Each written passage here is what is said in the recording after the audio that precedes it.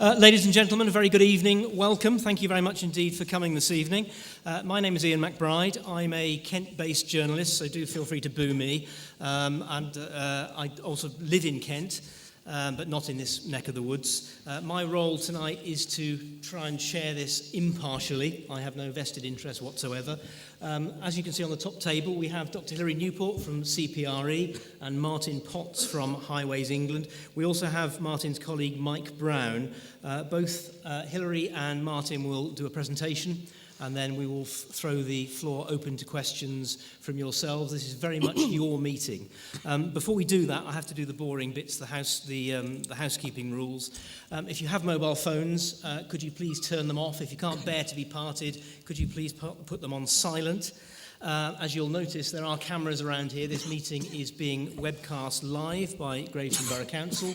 There are also some council photographers about. If you're not happy to be recorded for posterity, please let them know. Fairly obviously, it's no smoking.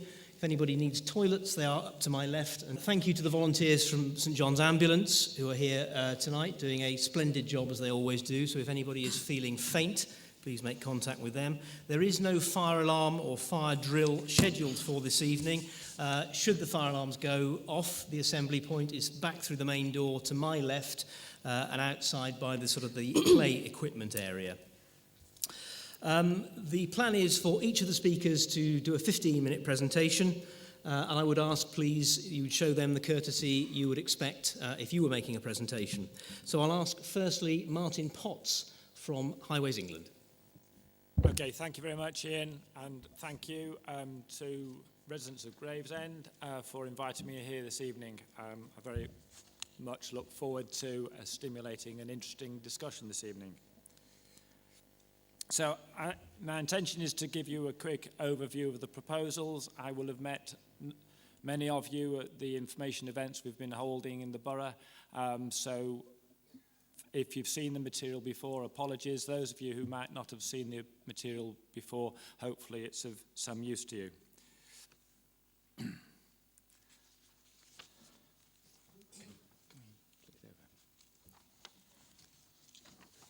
So old-fashioned semaphore now to get the next slide.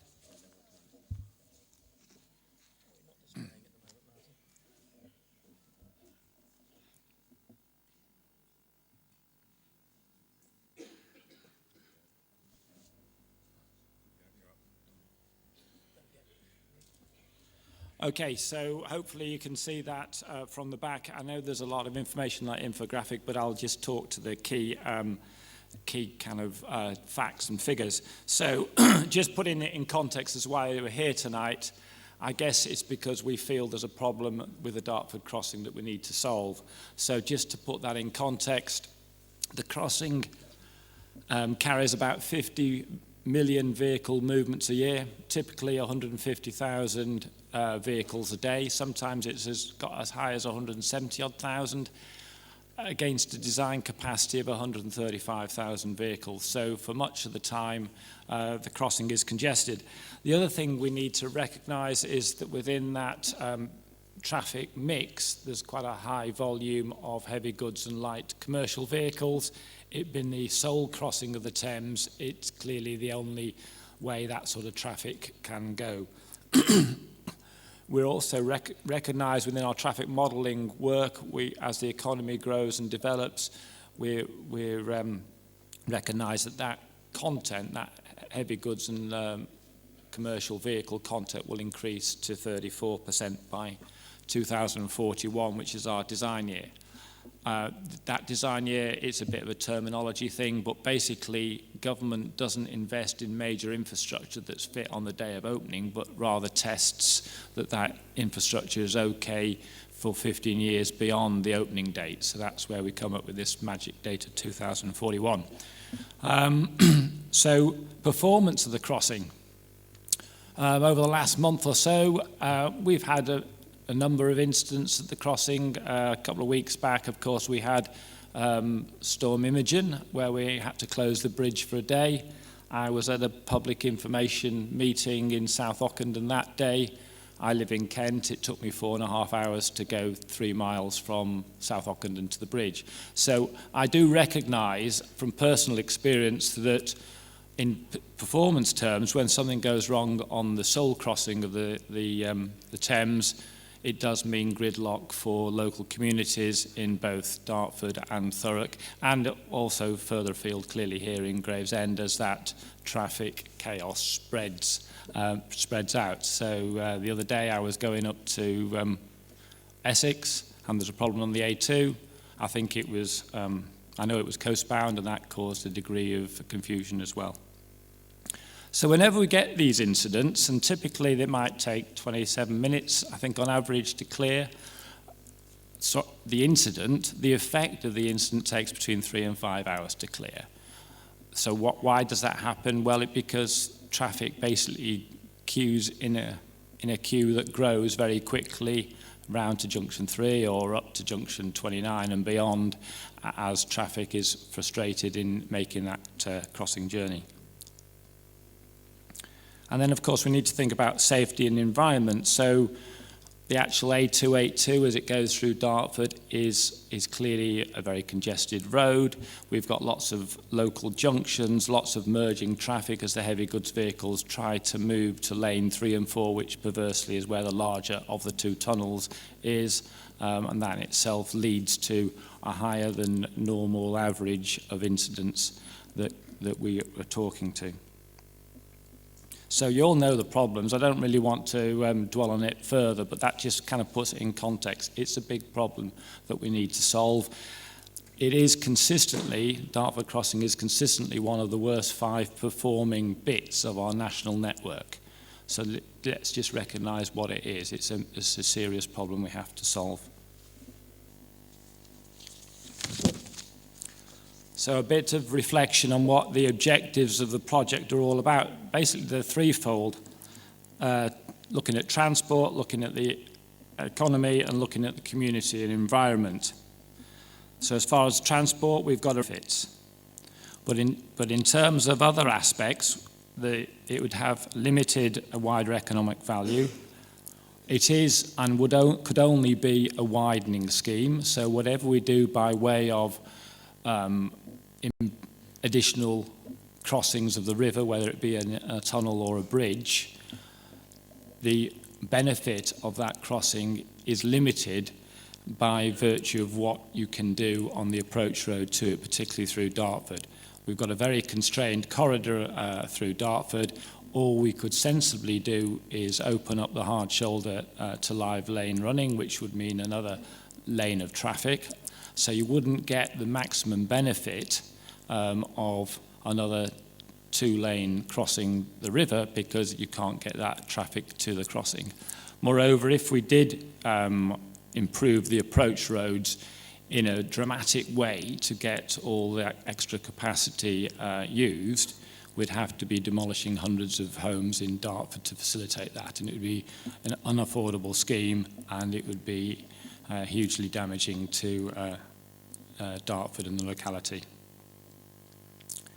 The other thing we need to recognise, I suppose, is that people talk about the M25 being an orbital motorway around London. Well, of course it isn't. At Dartford and Thurrock, it's the A282. It's a different sort of road into the M25. And you know, again, to address those problems, you'd be widening those roads, and the scope of the project would just grow and grow and grow.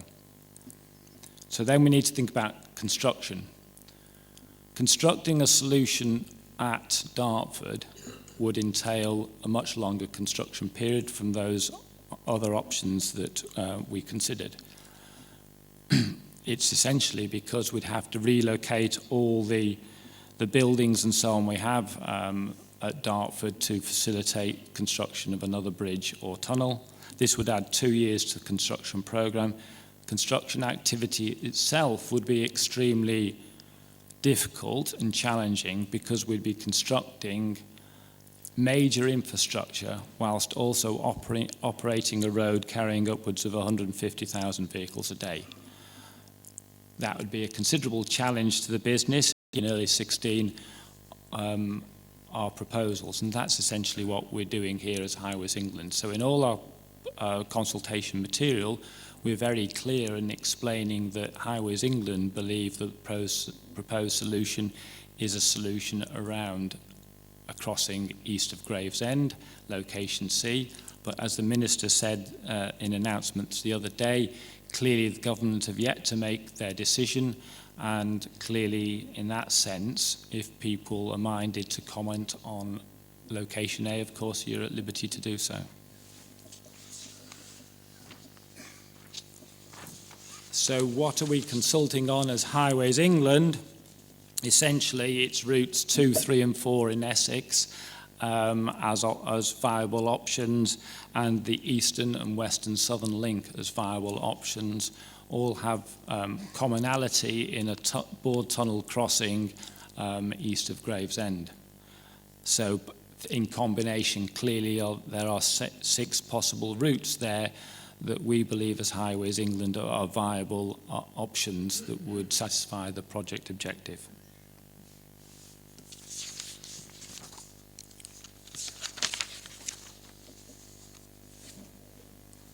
Okay, so how to respond? I've nearly got to the end, so again, just repeating messages that you're probably well aware of. But please respond to the consultation. You can go on our website and respond sort of electronically in the sort of modern way. Please come to public information events where you can obviously speak to myself or my team and ask specific questions.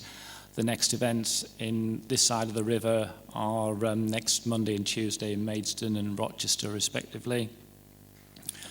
Alternatively, you can go to deposit locations, your local libraries, and pick up hard copies of the questionnaires and return them in the old-fashioned sort of way.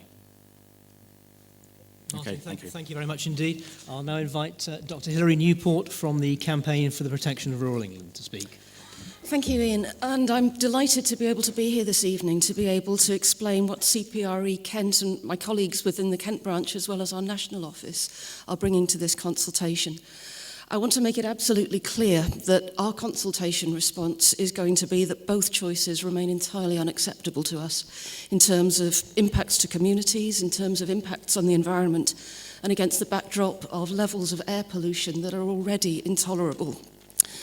It's been in the news a great deal recently. Royal College of Physicians published their report only last week saying that 40,000 preventable deaths occur because of additional air pollution. We heard only yesterday that Client Earth are thinking of challenging the government in court because of their failure to act quickly enough to bring down these levels of air pollution. I think it's becoming increasingly clear that a business as usual approach as far as of traffic growth is concerned is no longer an option. Of course, we completely recognise that congestion and pollution in Dartford is a serious problem that needs solving now. But what I want to do is step back and explore whether the only solution to solving the current problems is a damaging and expensive new road crossing.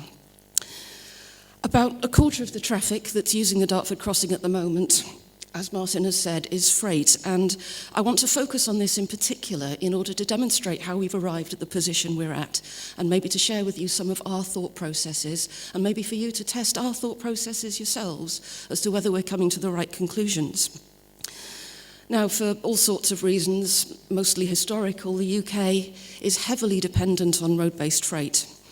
And obviously, it is the case that the free and efficient flow of goods and services is an essential prerequisite to a buoyant economy. But if the free flow of freight through our networks is a good thing, is it absolutely necessarily the case that the free flow of more freight through our networks is necessarily a better thing? For example, a huge proportion of the UK's freight, and this is the whole country, I'm not talking about Kent here, a huge proportion of our freight enters and exits through the channel crossings, that's the tunnel and the existing ports at Dover. HGV traffic just through the port of Dover is increasing at about 8% per year, and the port's got ambitious plans for expansion on the cards over and above that. But it seems to me that unconstrained, continued growth like this is happening in blissful, almost willful ignorance of the consequences for the wider highways network, for the environment and for the health and the well-being of the communities along those highways networks further afield. Now, coming back to Dartford, a new Thames crossing might well ease some of the current congestion in the short term. But we know that new roads fill up, and we know that they fill up quickly. We know this because we've learnt some very clear lessons in the past, and I'll take a couple of moments, if I may, to share with you the learnings of the Newbury bypass. Now, this was one of the first major environmental campaigns that I became aware of. I lived in the area at the time, so it was pretty obvious. But the media really picked up in the mid-90s on the protests that were going on as Swampy and his colleagues were regularly filmed up trees and down holes trying to prevent the building of the Newbury bypass. Now, the people who were promoting the bypass said that it was absolutely essential to improve road safety in the area. They said it was essential to put to an end the intolerable congestion in what was then still the rather lovely market town of Newbury. Meanwhile, the objectors were fighting to stop the destruction of 120 acres of woodland and sensitive habitats. Despite that, it got the go-ahead in 1995 and opened to traffic in 1998. But it's the studies that took place after the bypass was completed that, for me, make really grim reading. Traffic on the bypass grew at double the rate of traffic on comparable roads in the rest of the area. And it's clear evidence that this was what we call induced traffic. It's not traffic that was displaced from other roads. It was additional road journeys. Worse still, within only 7 years, the traffic in Newbury town centre was back to its pre-bypass levels. And the road traffic accident rate, both in Newbury town centre and on the new roads, was up rather than down from its pre-bypass levels. Also, to add insult to injury, the colony of very rare snails that had to be relocated from the route of the bypass at huge expense was found to be locally extinct within 10 years of its relocation. So within less than 10 years and at the expense of £100 million, Newbury was worse off than it was before the bypass was built. So if we're going to learn these lessons, if we're going to try to tackle congestion or manage transport networks, it's really important to look at the lessons we've learnt to understand whether new road building is genuinely going to help or hinder those aims. If you're responsible for spending public money, you probably need to know that it's actually going to be delivering public benefits. And we all need to be absolutely certain that a new road scheme is genuinely going to improve conditions before we can even begin to weigh up the benefits against the environmental damage that it's going to cause. Now, the issue of induced traffic growth, I think, is a really significant one here. The introductory paragraphs, I've marked them here, of your consultation document, highlights the importance of stimulating economic growth and access to housing and job opportunities. But I would query whether there is a difference between unlocking existing potential on the one hand, or on the other hand, creating a vacuum that's going to accelerate the pull of unsustainable growth in jobs, housing, roads, into an area that is already incredibly overstressed. Let's forget that the Newbury bypass failed to meet any of its objectives. So, rather than focusing on ever more roads, which will be as full as ever, mobilized through the application of Operation Stack. So, even ignoring the environmental impacts of that, in economic terms, we are putting an awful lot of the nation's economic eggs into what is an increasingly fragile basket, which is the Channel Corridor, which transfers so much of the freight that's needed to move between mainland Britain and the rest of UK. We need something that's going to offer our nation better resilience as well as a better quality of life for people all over Kent and all over Essex. Now, I do get it. The short channel crossing is cheap and it's quick for freight operators, so of course they will prefer to use those routes. But I think that that's because the real costs and the implications of those short channel hops are borne by the communities and the environment further afield. I think it's an artificially cheap option. 60% of all of the freight that moves in and out of the UK travels via the channel crossings, and most of this is travelling to or from places which are far distant from Kent. I just think that if we could look at sensible ways of reducing this particular burden on this particular bottleneck, and Kent can't help being the pointy bit that separates the rest of the UK from mainland Britain, we can't do much about that. But a really good place to start would be trying to find alternative ways. So besides a shift to rail, let's also look at ways that we could maybe incentivise the smarter use of ports of entry and exit that don't rely on onward road travel across the Thames, across the bottleneck that is Dartford. We've got London Gateway coming online, the other side of the river, significant rail connection opportunities there. We've got the ports at Harwich, we've got Liverpool crying out for additional growth. Let's look at moving goods and services much closer to their points of origin or destination. Let's look at rebalancing, perhaps, the relative costs of road miles against some of the more sustainable transport options. This gives us the benefit of improving the resilience of our transport networks. Sir, you sat there far too long. In the name of God, go, because you seem uninterested and your attitude is smug. Okay, thank you. Thank you, Mike.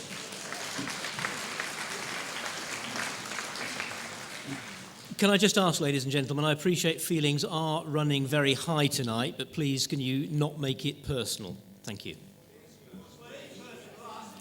No, it's personal to you, but I mean personal to the individual sitting up here. I hear what you say, Mike. I hear what you say. Martin. Okay, thank you very much. Clearly, there's a number of questions there.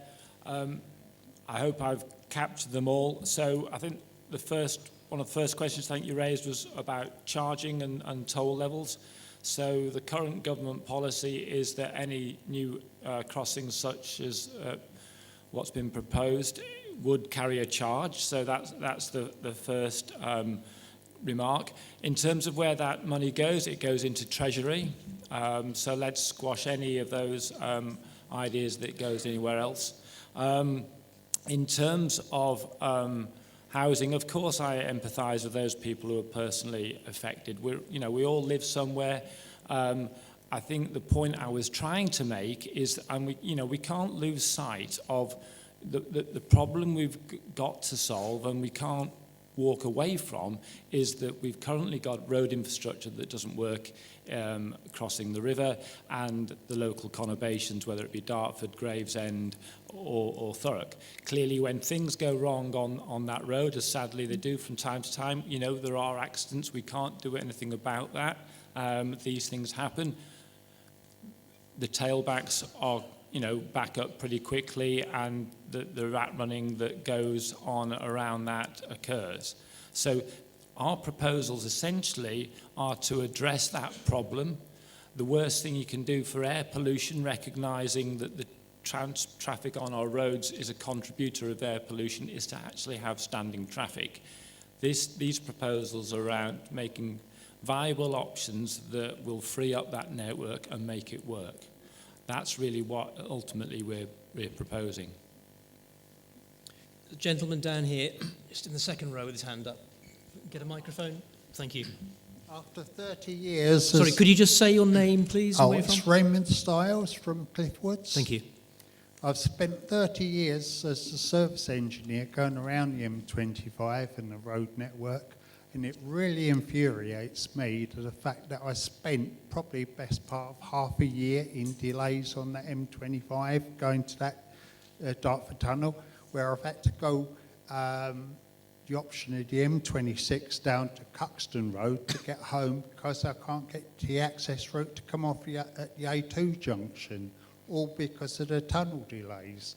It's magic now, it's improved with the abolition of the toll booths, but I think we got stitched up to the fact that that tunnel was meant to be free after a given time and it would pay for itself. So we're all owed the best solution to the problem. We're in credit. Certainly that tunnel owes me literally half a year of my life queuing up for hours on end trying to get to the A2 junction to come off and get home rather than going down the M26 to Cuxton Road. So you're indebted to most people here, not to make a profit out of it. You owe it to us. That's my case. Okay, so thank you for that. This is entirely a matter for government, charging and on the road network. It's not a matter for Highways England. I say the current government policy is that such crossings are charged. Clearly, I can't talk about what previous governments might have said. Governments come and go. The situation at the moment is that such crossings would be charged. Gentleman there in the middle. If you're happy to, please. And again, if I could just ask you to say your name and where you're from, or whether you're representing a group, please. Thank you. I'm Tamanjit Desi. I'm speaking in a personal capacity, but also formally as chairman of Gravesham Labour Party. Gravesham Labour Party has consistently opposed option C, and that is for a variety of reasons. The huge detrimental impact on the quality of life of Gravesham residents, whether it's on account of the environmental damage that it will do to an area of outstanding natural beauty, the gridlock that it would cause within not just Gravesend and east of Gravesend, but also across Northfleet, as it will no doubt be used for a rat run in due course. But we are not opposed to a third crossing per se. We've indicated that if there was a crossing, further east, whether that's to link up the Wainscott bypass or even further afield, that those are options which should be considered.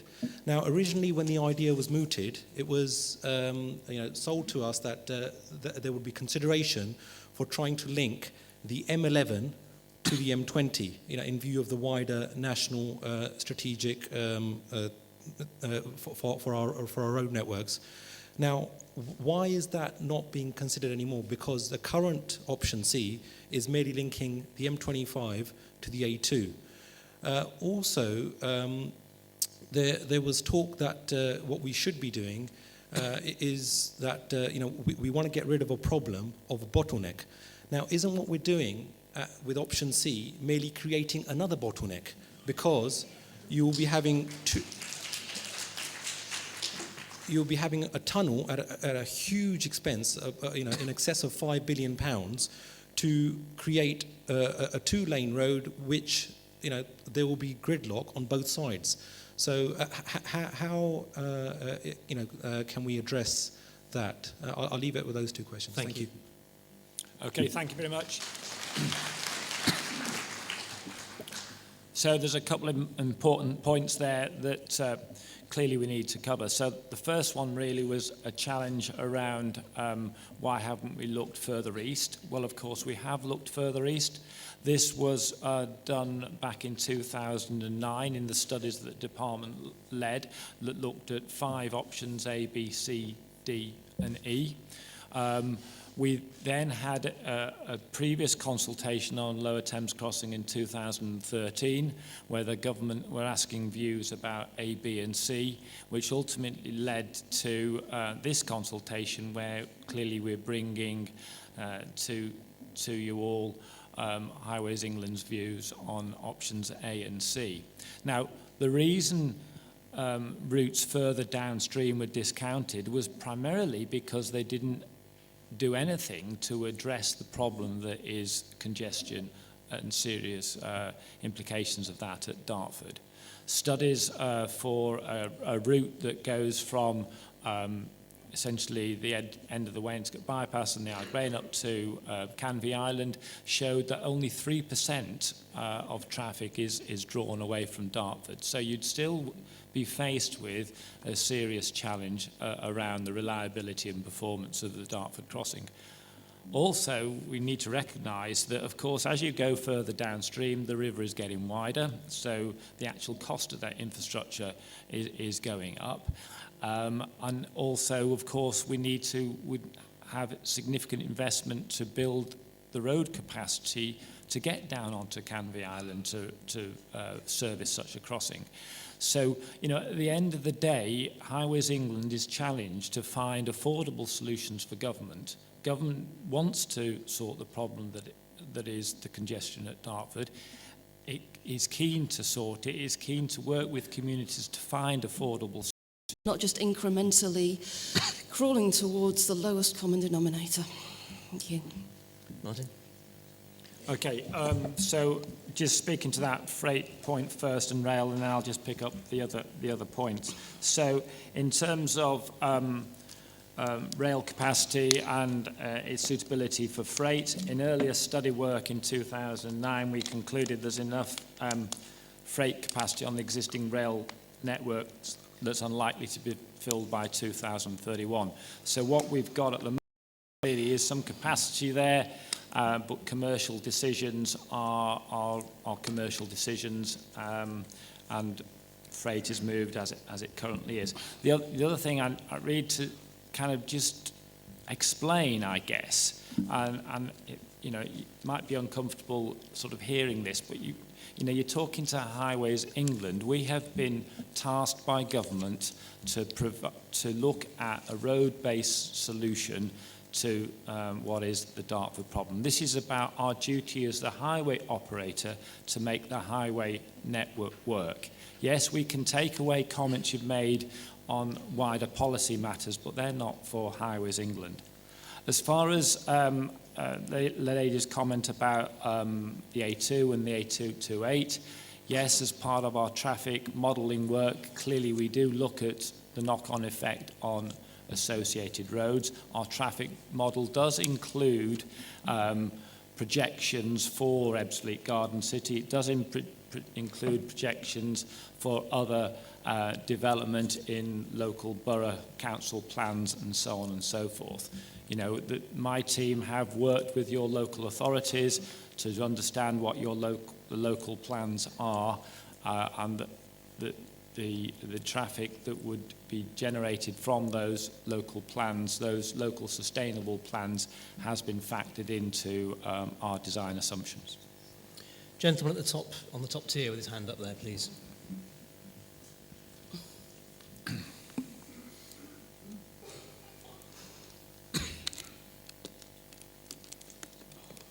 Good evening, my name is Andy Moore and I'm from Thong Lane.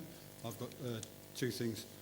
Firstly, the tunnel itself, Martin said that you had looked at the Wainscott bypass, but it didn't provide enough benefit. If you took the tunnel, instead of it being north-south and made it east-west, you're not taking it further around the river, but you can then link it to the bypass. Secondly, the cost for the tunnel, does that include all the ancillary costs for all the junctions? I don't believe that $4.5 billion does. Thank you. Okay, so there's a couple of questions there. So in terms of our cost projections, we're showing a range of costs between 4.3 and 5.9 billion for what our proposed solution. Yes, those figures do include for everything we expect of the scheme. There are questions that we want to ask local communities around local connections and junctions. They're not essential to the scheme, but clearly there's a community interest should the scheme go forward as to whether you'd want access to that new road. So that's why we've got specific questions around the junctions. As far as the routes are concerned, yes, you know, we did look at alternative routes in terms of the scoping work that I asked my consultants to look at when looking at option C. We did look at variants around the route that we're ultimately tabling in consultation material.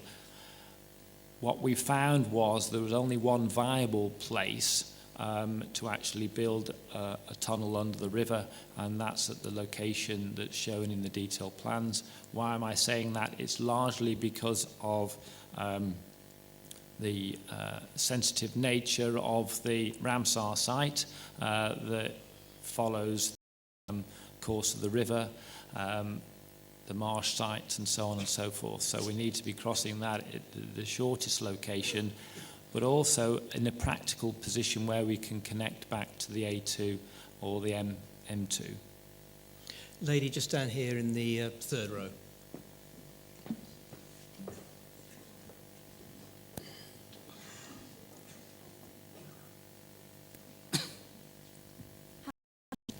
You've all experienced, we all live somewhere. we experience background levels of pollutants in the atmosphere. It's not true to say all the pollution comes from traffic, but clearly some of it does. Now, in terms of the road itself, the road is clearly, and the traffic on it rather, is a contributor to the pollution that's in the atmosphere. It disperses relatively quickly into the background. So the point my colleagues were probably trying to share with you, Julie, at the event was that within that sort of 100 metre, 200 metre boundary of the road, you're actually back to background levels in terms of pollution. So in terms of placing the road, we're trying to place it in the most in the best possible way, recognising there's lots of conflicting constraints in trying to find a route for such a road. We do have an expert, I'm told, on pollution in the form of Richard Knox-Johnson from CPRE, who I know wants to ask a question. Can I just invite him to make a comment, though, on that first? Will be involved. Thank you.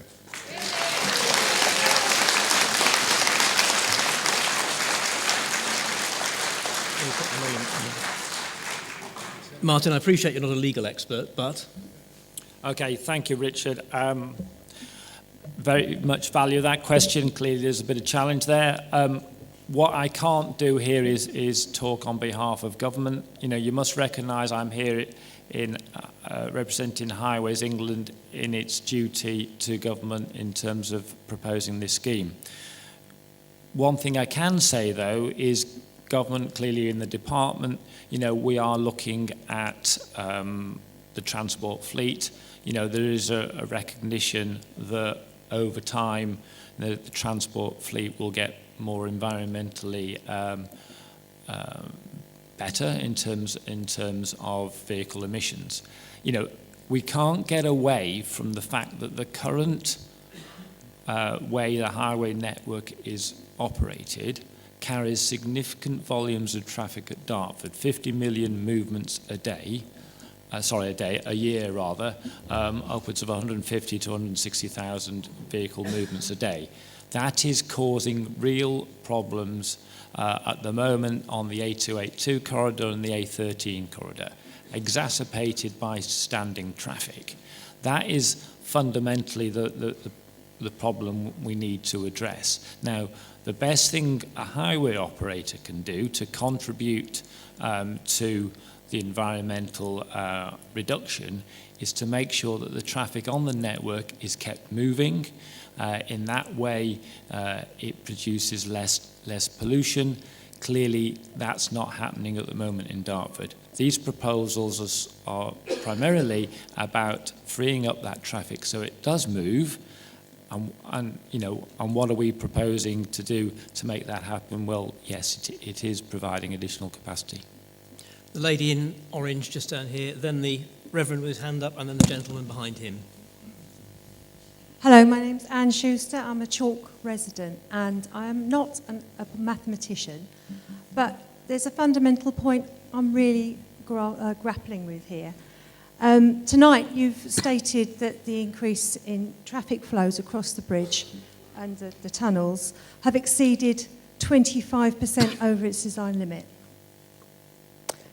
You've also stated in your consultation document that the new crossing will reduce the traffic flows by 14%.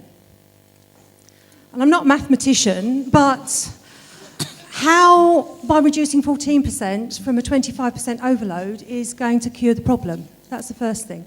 I'd also like you to confirm categorically that you have included the paramount figures in your traffic flows, because we're talking about 12 to 14,000 cars per day, 365 days a year. So I'd like that confirmed categorically, and if not, obviously that's going to make an additional difference. And coming to the pollution aspect, the new road from where it comes out of the tunnel to the top at Shorn is approximately equivalent to the length of Bluebell Hill and only slightly less than the gradient of Bluebell Hill at 4%, which is quite steep. That's about 1 in 25. I failed to see how that can mitigate pollution. I found some research that shows that when you have vehicles up a slope like that, it increases the emissions, the NOx emissions, which are the dangerous things that cause problems with respiratory and heart disease and so on, by a factor of 1.6. So how on earth is that route practical? I really don't see it. Perhaps you could explain.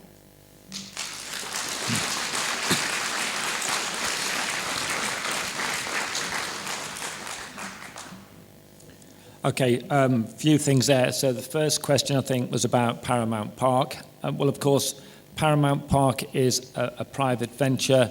They haven't as yet submitted their development consent order. I believe their current thinking is that that will be... Chairman? You carry on. Thank you. So, yes, Paramount Park... as I say, it's a private venture. They haven't submitted their development consent order application as yet, so we don't know the full implications of their proposals.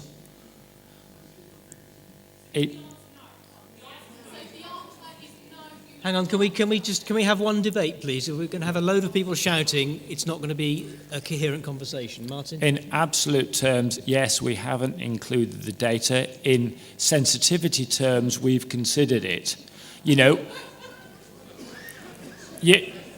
I'm sorry, madam, you know, the absolute fact is we can't include absolute numbers when the applicant for the proposal hasn't shared that with us. We are just as unsighted on the detail of that application as the audience today.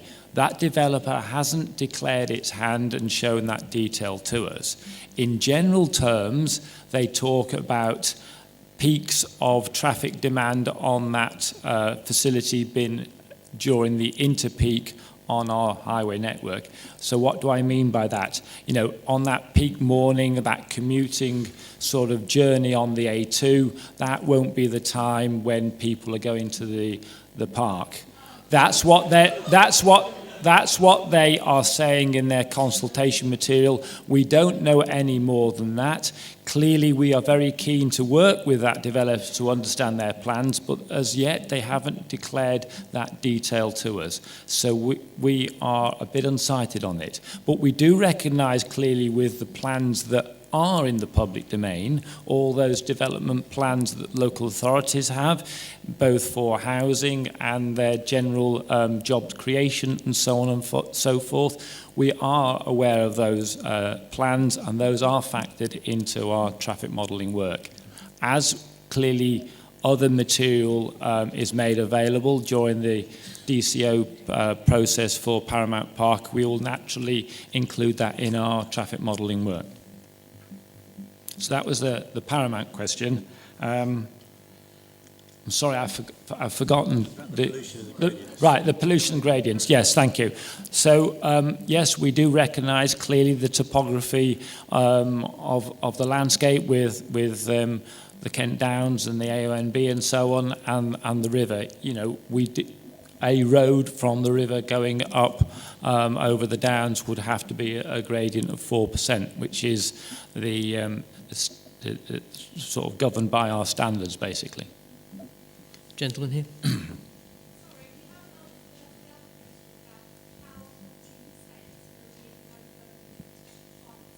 My apologies, yes. Okay, so as I said, at times, clearly Dartford itself as a crossing, you know, it is busy. It will still be busy, whatever we do. This is about measures to try and reduce the flows at Dartford. The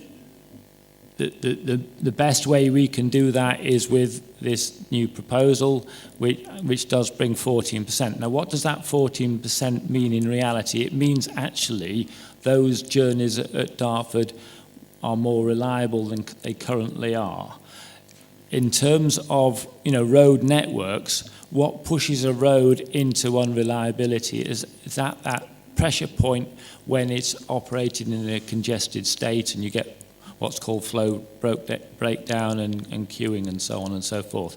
So our analysis is indicating that actually the 14% reduction will actually mean that the crossing will operate in a as it intended, albeit it will be very busy.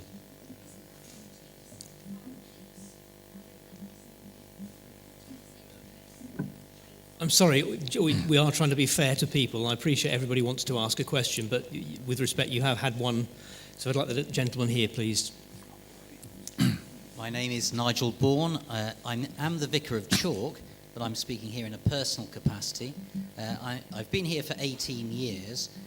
I'm 56 now, so it's quite possible that I'll be retired and moved away by the time things are sort of up and running.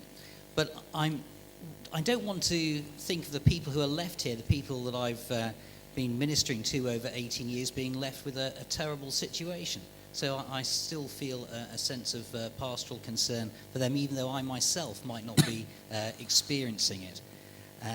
I think that Highways England has been, the kindest thing I can say is extremely economical with the actuality in the producing this.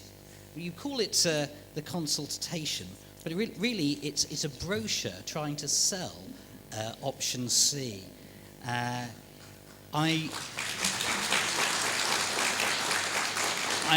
I appreciate that you're recommending a particular version of option C, and therefore it's perfectly reasonable for you to state reasons. But the document is full of spin and is very partial in its production of the information. I can give you examples of that if you wish. But, well, I mean, a very simple one is that you diss the whole idea of the traffic solution with option A, but in fact the solution at option A produces the single best reduction of congestion. And in the that is true. In the 2013 consultation, first of all, approximately 90% of those people who responded thought that congestion was the issue that needed to be solved, and that congestion, if the crossing is at Dartford, is reduced to around 75% rather than about 93%, which is the case if it's built at option C. But you don't really make a thing of that in this, because you're trying to sell option C. You deliberately miss out a very key factor in what you're producing here in this brochure. So given the fact that you have been very economical with the truth, and secondly, given that there hasn't been any discernible weight in any of this information relating to the last consultation in 2013, that more people at that stage were in favour of the crossing being at Dartford. And in fact, actually, I do personally feel a lot of sympathy with what Dr. Newport has said. But I mean, if it is a choice between the two, even in these terms, you've ignored the fact that most people last time said that they wanted the crossing at Dartford. If it's a sheer choice between, in 2013, between the people who wanted it exactly as you've suggested it at C without the variant, only 6% wanted it here, and 20% of the people wanted it at Dartford. Even if you include the variant, it brings it up to a figure about 17%, still lower than Dartford. But again, you don't really pick up on that at all. Now, if you were being even-handed, if you were giving the people the information that they really needed to make a balanced, informed decision, you would have included things like that. You haven't. You've just tried to sell option C. Another example is... Can I ask you to... Yeah, I will. Yeah, please. Yeah. I'll just give you this, because I think it's important. People are not being given the full picture. In here on page 18, there's a fantastic picture of what the southern portal might look like. You know, it's so lovely. I might want to have a caravan there and enjoy it, you know, but...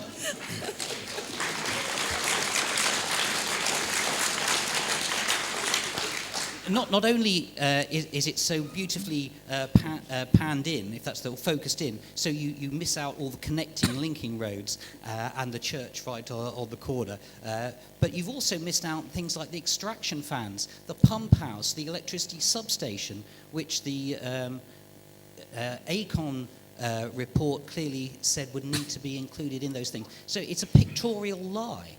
This brochure is trying to sell something. You're not giving people the information that they really need. So given that, given the fact you've been economical with actuality, given the fact that you haven't listened to what people said last time, what confidence can we possibly have that you will listen to us this time?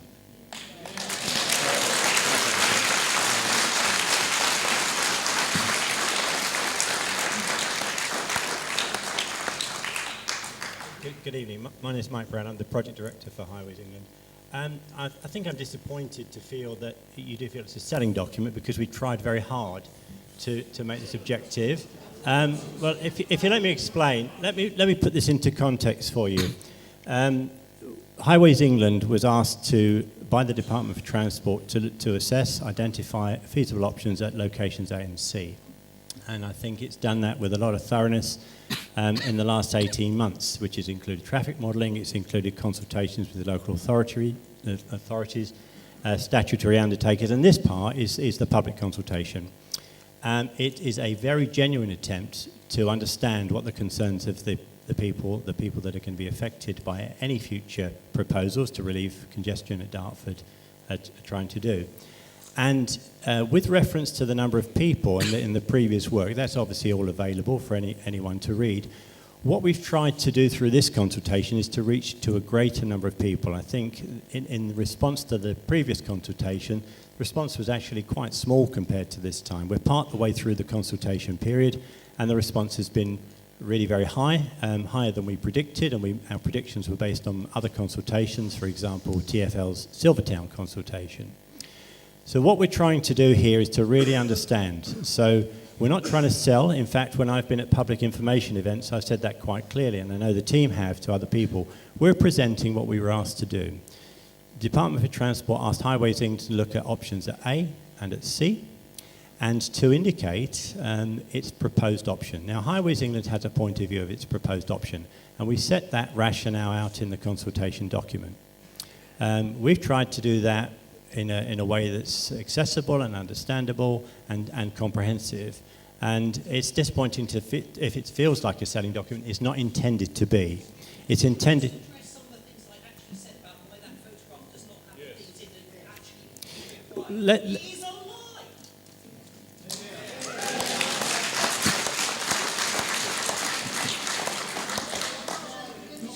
Ladies and gentlemen, I just point out one second, please. This event is being broadcast on the web. Unfortunately, if you're not near a microphone, people watching and following this can't hear what you're saying. I appreciate you want to make points, but please, can we take them in the order we were doing them?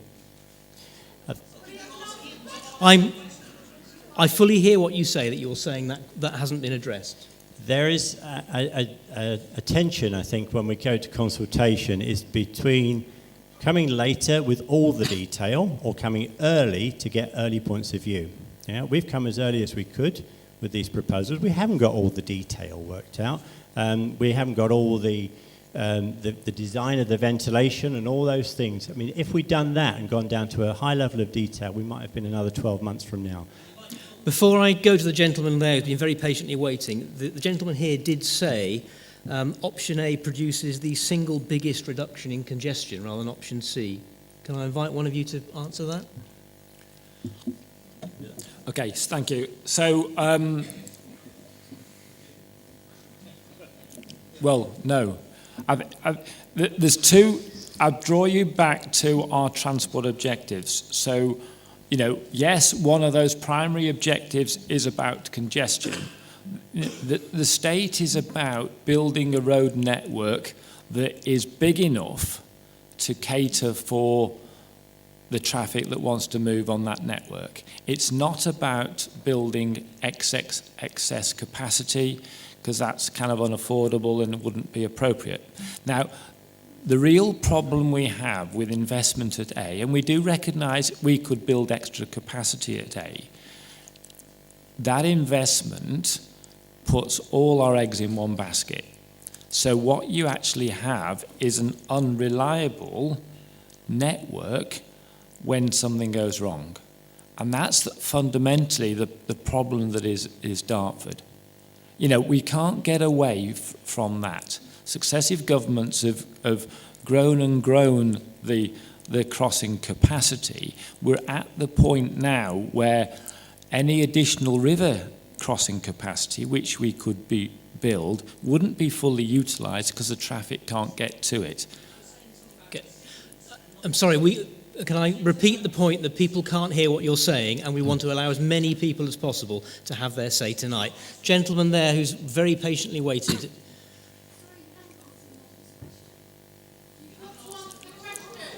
So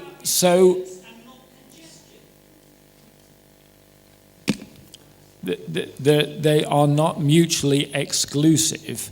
What Highways England is charged with is trying to find on balance what is the best proposal. I'm conscious there's an awful lot of people who want to ask questions tonight, so can I invite this gentleman there, and then gentleman diagonally behind him. Thank you. My name's Jonathan Clay. I'm a local resident from Gravesend, and I'm here only representing my own views. I wanted, first of all, to thank you, Mr. Potts, for your sending me the documents that I requested 3 weeks ago, so that they arrived by this afternoon's post at 3 o'clock, and to apologise to you that I've not had an opportunity to read them in any detail, but to ask you where are the other 5 volumes that I also requested at that time. I attended the meeting in the consultation meeting in Shoreham over 3 weeks ago.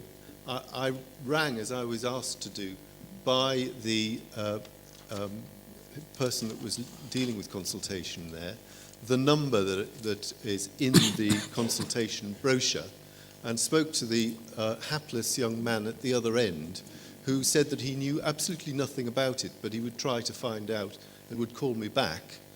He didn't call me back. I eventually got an email which sent me some of the documentation on this, and I asked specifically for copies, hard copies, of the drawings, which I haven't had, and also all of the volumes, so that I'd be able to understand it. So I wouldn't. So I'm in a position tonight at this meeting where I'm less well informed than I would like to be, and your consultation process is very poor indeed. That's my first point, and I've just got a very short second point to make. My understanding is that you report to the Secretary of State for Transport ultimately the results of this consultation, and I wanted you to take back to him a clear message from the people of Gravesend that the proposals on Route C are fundamentally unacceptable. They're unacceptable in the way that they would fragment the community, destroy in perpetuity the quality of the environment here, and thirdly, and given your own self-made objectives of resolving the problems at Dartford, be straight with him. Don't try and paper over the reality that you are unable to build your way out of congestion. That's a lesson that we've learnt over the last 30 years through all of the projects which have said, keep on widening your motorways, keep on building extra capacity, and congestion will go away. We've all learnt that that doesn't work, that the problems are far more structural and far more strategic. And take back to him that the proposals, all of the proposals, and that includes A and C, and indeed the now abandoned B, that they are based on false premises. Firstly, that you can build your way out of congestion. You can't, and the history of highway development in England demonstrates that. Secondly, that building roads necessarily leads to growth in the economy. It doesn't, and it particularly doesn't where it degrades the environment. And thirdly, that it is acceptable to cause permanent and long-term harm, sacrificing the interests of the local community for what can only at best be a short-term solution. Your 14% and your failure to actually deal in a satisfactory way with the question that was asked over here, the 14% that it would draw from Dartford is capacity that would be immediately taken up by suppressed demand, which is already in the system. And you're talking about a proposal 10 years from now. Be honest with the Secretary of State. Tell him it won't work. Tell him it will cause long-term and irreversible damage to Gravesham. and tell him to abandon those proposals and start looking at strategic policy means of actually improving transport and shifting traffic off roads. Thank you very much.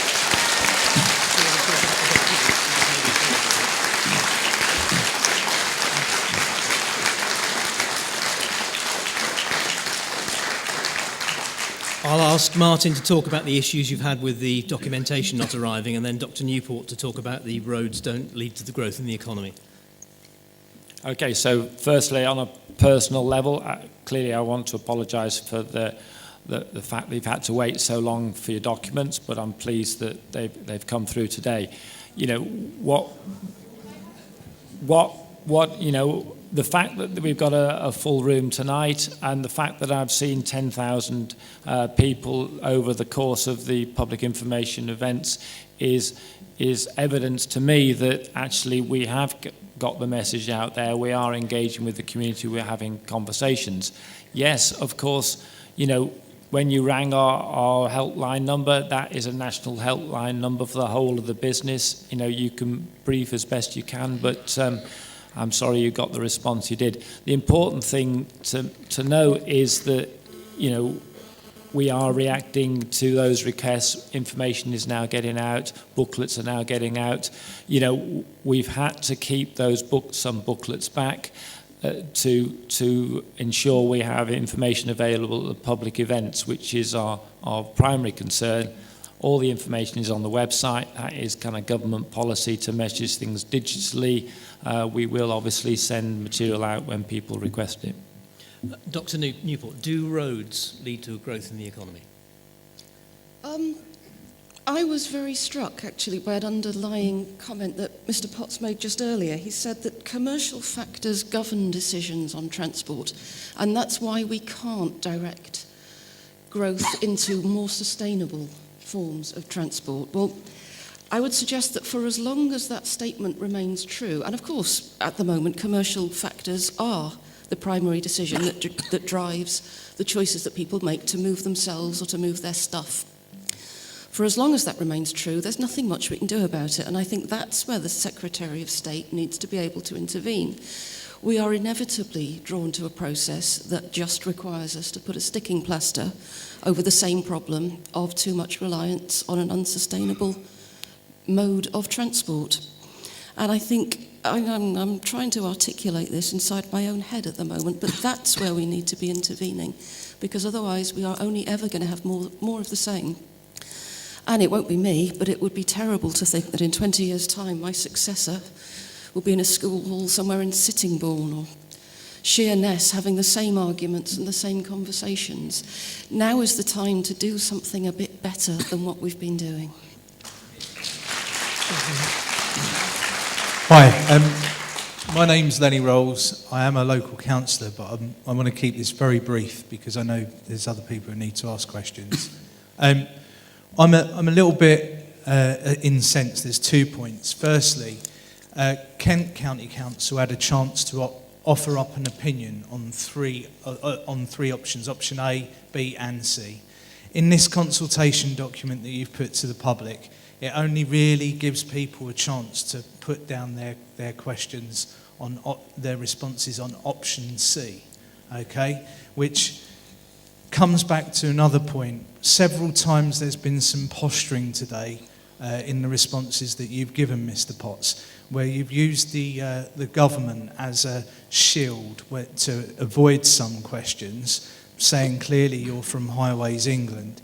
If it's the government's will and the minister has stood up and said option A is still on the table, I would like a very straight answer as to why option A is not a part of the consultation that you've put forward, particularly when you've given others the opportunity to respond to options A and C, okay? Because I believe your consultation document is fundamentally flawed for that reason, because you should give the residents, if you've come to the public stage now, you should give the people here the same opportunity as you've given others to respond to questions about option A. Okay? My second point is, I'd like to come back to the point that the, minister was saying earlier. I don't think that you have been putting forward things in a very fair way. You seem to be very defensive of the reasons why option A just will not work. And it seems that you've entered this process. Just hold it up. You've entered this process with a very blinkered approach to option A, as though it's just off the table completely. And one part of that, why I think your consultation document is a selling document as well, is that my understanding is that the figures for option A include upgrades to certain junctions along the A2, whereas figures for option C don't include those upgrading costs. You're shaking your head there, but the costs have changed an awful lot since you first come out till now. I'd like you to categorically deny, and if you are denying it, I'd like to know exactly how you've reached those costs, of the fact that upgrades to the junctions on the A2 with the M25 are not included. And additionally, you say there's quite a few questions there. We do need to let other people but have a chance to speak. I would like you to be able to answer that question, because it is a very sales document that you've put forward. It's not a consultation document, it's just a sales document. I'll invite Martin to respond. Okay, thank you. I'm glad that question came up, because clearly it does need addressing. The Minister rightly did make a statement the other day to try and clarify. So let me try and clarify. There is actually two parties here. There's the government position and Highways England position. So let me just be very clear. In 2014, when the Minister briefed Highways Agency, now Highways England, we were briefed to study options A and C. I've explained earlier in my presentation, we did that. We looked at 4 routes, Route 1, Route 2, Route 3 and Route 4, Route 1 being option A. We were also briefed by the Minister back in 2014 to bring our proposal, that's not government's proposal, but rather it's Highways England's proposal to consultation. So in our booklet, we talk about why we feel option A doesn't meet the project objectives, and that's why we were quite transparent and open in declaring that Route 3, which we felt was on balance, the right solution. Now, that doesn't mean to say, as consultees, you can't comment. Of course you can comment about A. You can comment about X if you want, a route that we've never even thought of. There's places in that consultation questionnaire that, yes, we're asking specific comments around those options that we as Highways England think are viable and meet the project objectives, but there are also open questions there that ask for any other comment, and that's everybody's opportunity to make those comments. The second point I'd like to make is that we've specifically employed an independent company to assess all those consultation responses. That's a deliberate act on our part to ensure a degree of transparency, ensure a degree of independence when such matters are reported into government. Naturally, as highway operator, we will also be reporting into government, as you'd expect. Ultimately, the decision about the route is a government one that will be taken later this year. I'm conscious we've got about half an hour. There's a lot of people who want to ask questions. Can we ask Councillor Bryan? Just very briefly. Yeah. Very briefly. Can I ask people from now on just to ask one question, please, to allow everybody else to have a chance to have their say? Okay, so picking up on the cost factors, the earlier study work in 2009 that led to the 2013 consultation, costs within that, as far as option A are concerned, were solely for a new bridge or tunnel at the river. When we took the wrapper off that, we soon came to the view that actually providing extra tunnel capacity or bridge capacity at the river isn't really the answer. That, of course, would have extra capacity, but if the road leading up to the crossing doesn't have the capacity to take that flow, or the junction, such as junction 30, can't cater for the movements increased movements resulting from that increased flow, of course the solution itself is not credible. So that's why the costs have gone up. We've had to consider all those other factors, but let's be very clear, it does not include numbers for improvements at the Beam Junction and Ebbsfleet Junction that are in our current programme. Councillor Sweetland, then the gentleman down here, and then Councillor Hills. Thank you very much indeed. I'm Brian Sweetland, I'm the County Councillor for Gravesham Rural. I feel as if I've been pointed out already. Thank you. I also think I'm an ordinary person as well. And certainly over the last few weeks I've had more time on my hands to be an ordinary person. I'd like to go back to the question that Lenny Rolls asked, because I don't think you got a proper answer. At the start of it you said that the Secretary of State, and indeed before him the Roads Minister, had said option A is still on the table. And then you followed on to say, and you can still respond about option A. But the fact of the matter is, Mr. Potts, you can't, because it's not on the consultation. And there's the only mention of it on there is, do you use the Dartford crossing? That's the only option, that's the only mention of it on there. And, you know, I just think there must be an enormous disconnect, because I assume you're working for the Department for Transport, ultimately, and I can't really work out, you know, when you've got the Secretary of State, and I was one of the delegation that went to see him last week, he seemed quite surprised by it all, and coming out with a statement that, oh, well, of course, we will still consider it. How can you consider it when you haven't consulted on it? And so it just makes a mockery of this consultation, it really does. So my question to you, Mr. Potts, was the Secretary of State or any of the roads ministers, anyone at all in the Department for Transport, made fully appraised of the fact that you weren't going to include option A in the consultation? Well, naturally, you'll understand that, of course, we did brief the department ahead of consultation. One of the things that we clearly need to do is get authority to take the project to consultation. But I bring you back to those opening remarks I made around the specific instruction we received, which was to share our proposals for the project with the community.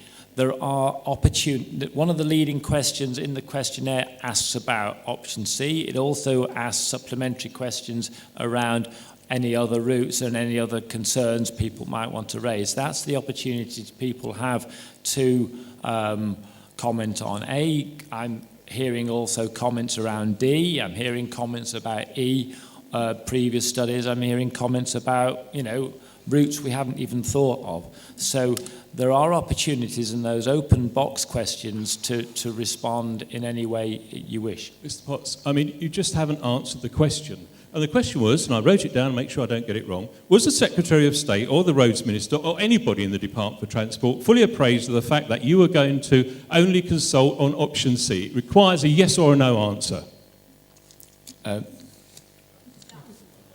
Yes. Yes. Yes. In fact. Well, can I ask who? No, we need to be fair, Councillor. Let other people take part as well, please. Well, we're attempting to allow him the chance to answer the question now. The proposals and the outline for this consultation was taken through the governance procedures in the Department for Transport. Okay. Gentleman down here, please.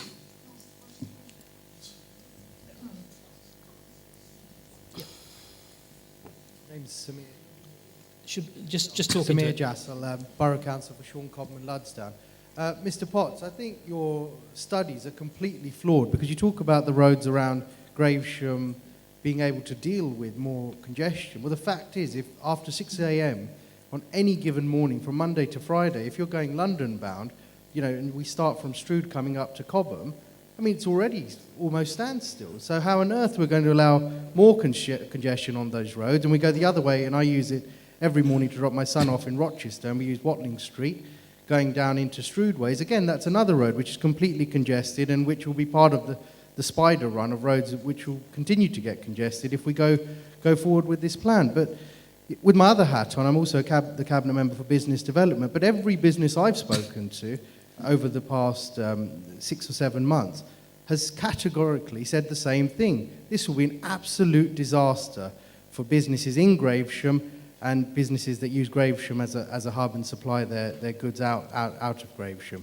So my question is, if it doesn't work for the residents who'll be using the roads, it doesn't work for the businesses that work in and out of Gravesham, why on earth is this still on the paperwork?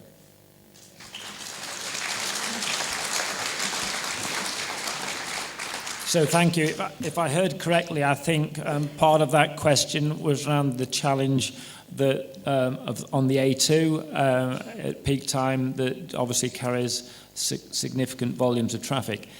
One thing that we have to do in looking at any of these options is not only look at the particular route we might be proposing or on the traffic that might carry, but also we need to look at the connecting road networks. And the advantage of a C solution has over an A solution is that a C solution brings relief to the A2. It brings relief to the A13 because well, that's what our traffic modelling shows. Traffic that currently needs to go into Essex from the Kent ports or into the Midlands from the Kent ports would naturally use a C route as opposed to going up to Dartford. Now, the consequence of that is, of course, the flows London bound in a morning on the A2 would reduce. And that's what our traffic flow, that's what our traffic modelling is showing. Any proposal that we look at, we need to understand the full implications of that on all the road networks.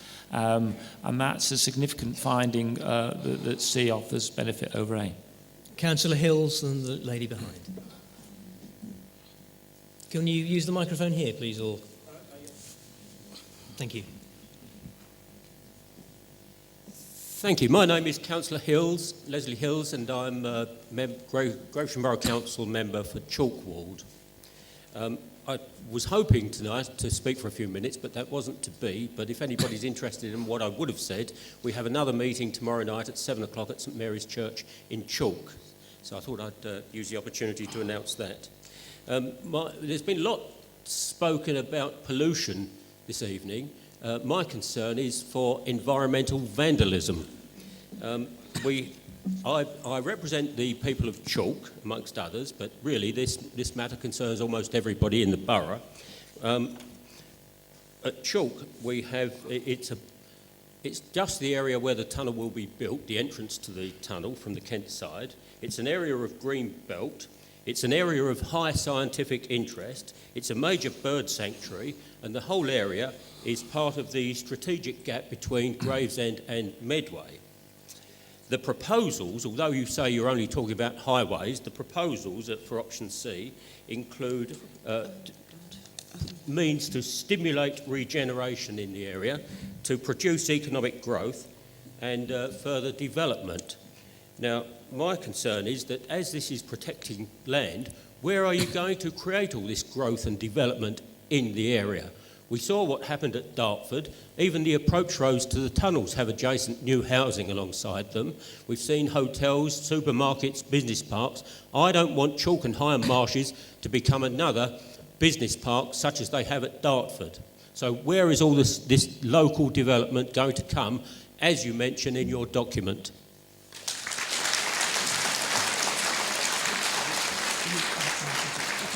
I'll let Martin answer first on that, and then Hilary Newport on the environmental impact. Okay, so there's a couple of points there. So the first, I think, was a challenge around where we're proposing the route and what effect it have on the environment, and the importance clearly of the Ramsar site and the sites of special scientific interest. That's respecting that environmental footprint. That's one of the primary reasons why we're proposing a bored tunnel under that sensitive site, so we kind of don't disturb it. So that's the first point I want to make. As far as economic development, these are matters for the local authority in terms of their planning plans and aspirations into how they might redesignate land and so on and so forth. The point we make in our consultation documents around our proposal supporting economic development, as I said earlier on, our traffic modelling work does factor in all those growth plans that local authorities have in their development plans. In that way, our proposals support economic growth. But it's not for Highways England clearly to determine where that business and housing development might come. Dr. Newport on the environmental impact. Again, I'm struck that so much of what's being tried to achieve... Well, sorry, let me start again and shoot for a whole sentence. I'm struck that what we're trying to achieve through this Highways England consultation is just acknowledging and accepting that what we must do is foster and encourage the growth of freight. I think it's going to be very, very hard to factor in proper protection of very important designations. When you look at the layer upon layer of important scientific designations and protections that should be taken for granted here, it's very hard to see how that can really be respected in the event of this degree of planning. Now, my job covers the whole of Kent. This is a local issue, of course, but it has hugely wider implications. But we are wrestling at the moment with a planning system where local authorities are obliged to set Local authorities are obliged to set high targets for housing. They're obliged to move mountains in order to meet those high targets. District after district across Kent, and my colleagues in other branches of CPRE are telling me it's happening in just the same way. They're having to ride roughshod over designations like Grade 1 agricultural land. Well, surely we need to be protecting this. All the time that the growth in traffic is driven by profit, we are going to find it incredibly hard to turn this juggernaut around. All the time that we've got a government that's driven to deliver houses at almost any cost, that's another juggernaut that we're struggling to turn around. We seriously need some intervention that delivers genuine, sustainable solutions. Otherwise, I think we are going to find ourselves in a highly degraded environment, and I wish I could be more optimistic, but we see this happen over and over again. Thank you. Lady down here, gentleman there, and then the gentleman there.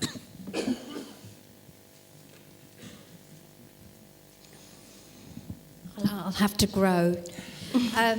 Just a couple of points. I think there's only one person here who's got a vision for the future, and that's Dr. Newport. We're an island. We've got all these ports. You look at it, Felixstowe, Harwich, take them straight up there. That is the vision, and I'm really for that. We have to look, we're told, long term. We don't want to quick fix it. We don't want a 5-year plan and then have another 10-year plan and it go on and on. So, Dr. Newport, I really admire you. Thank you. To add to that, if this is a sales pitch, which I think it is, this brochure on page 13 or 12, I can't read it, but it's 2.88. A tunnel with 2 lanes in each direction with additional space to provide future capacity is proposed. Now that follows on to the point that was just mentioned. There will be houses, there will be a business park, there will be lots of infrastructure put there, exactly the same as Dartford. That is Martin Potts' vision of the future. I like Dr. Hilary Newport's vision.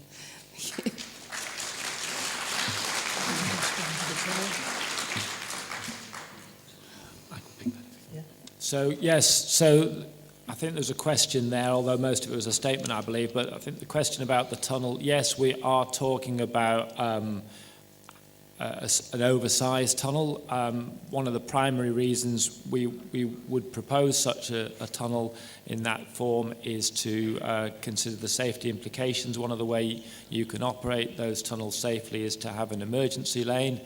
But, recognising for what it is, it's much better to have a larger tunnel than something that is overly small, which is actually where we were with the Dartford proposals.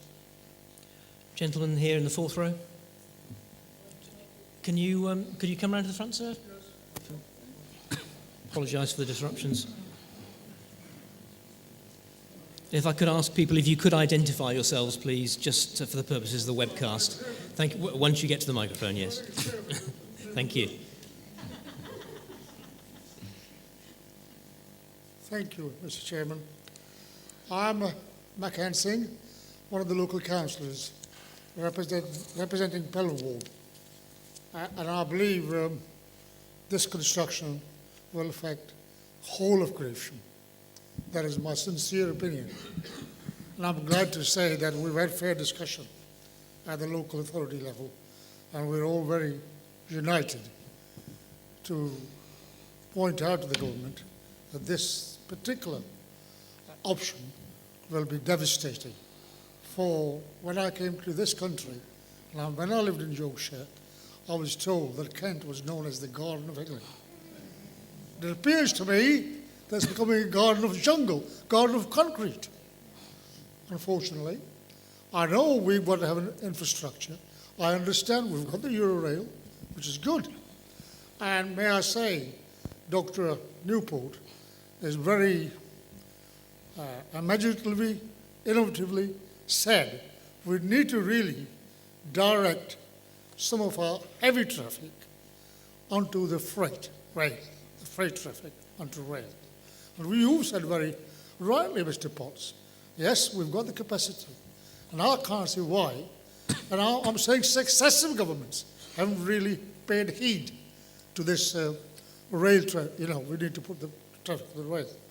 And I agree with my previous speaker, with us said about the traffic which already exists. You know, when we travel to schools, when we travel, and you very admittedly said that you haven't taken the traffic into account regarding the Paramount Park. And may I say to you, it will have traffic during the peak time too, because the people who work there, the staff, they will be travelling at the same time as the school's traffic. So there is that factor. And Can I'd I like just to make a quote. I don't mean to be rude. There are a lot of people who want to speak, so if I can ask you to be brief. Please go back to the government and do, as Councillor Sweetland said early on, are they really discussing, giving us the chance to make sure that option A goes on the table and give it a serious consideration, because it's going to be less costly. So economically, it's going to be much cheaper. So please, can you go back, and can you promise us that you will be going back and take the views of the people here in Gravesham and not ignore us? So this is all I want to say. Thank you.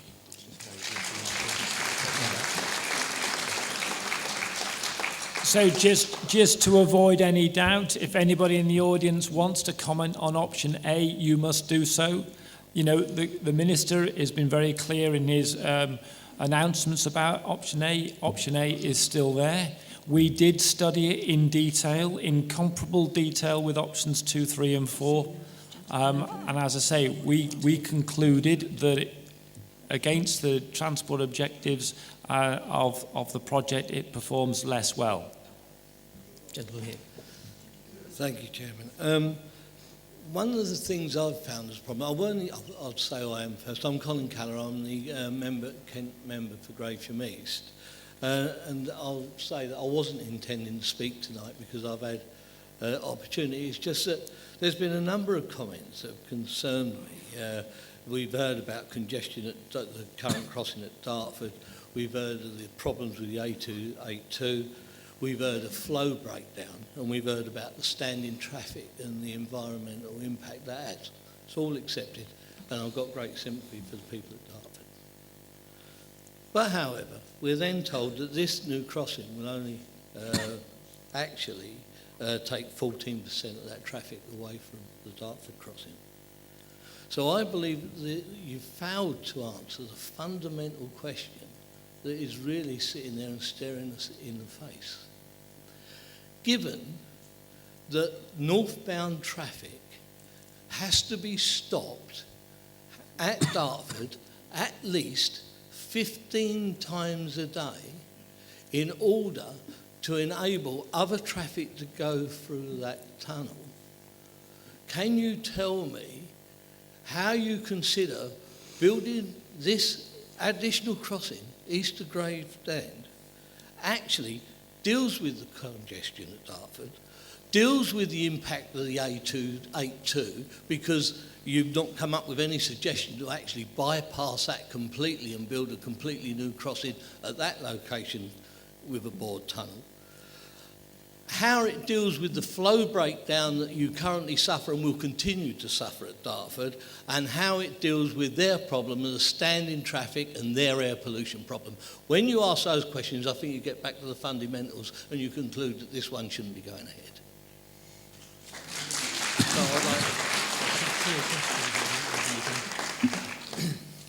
Okay, quite a few questions there, Colin, but I think the first one is a direct comparator. So we did look in detail at option A. We found that investing there, yes, it would be cheaper than option C, but only marginally so.